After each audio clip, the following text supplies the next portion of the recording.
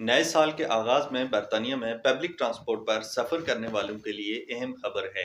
अब आपके ट्रैवलिंग के अखराजात बनने जा रहे हैं। बस पर सफ़र करने वालों को अब कम से कम 3 पाउंड अदा करने होंगे। लंदन के अलावा इंग्लैंड के बेशतर इलाकों में बस में सफ़र करने वालों को पहले 2 पाउंड अदा करने होते थे, जिसमें 1 पाउंड का इजाफा कर दिया गया है।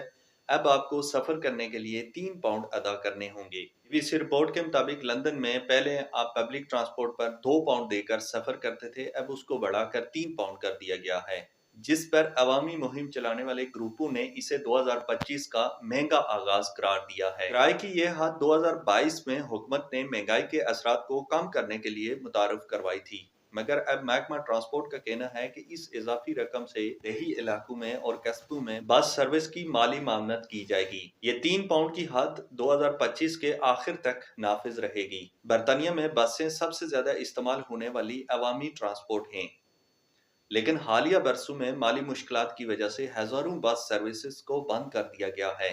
ट्रांसपोर्ट के नुमाइंदे का कहना था कि 2 पाउंड की हद काफी ज्यादा अवाम में मकबूल थी और इस इजाफे को उन्होंने काफी अहम करार दिया है।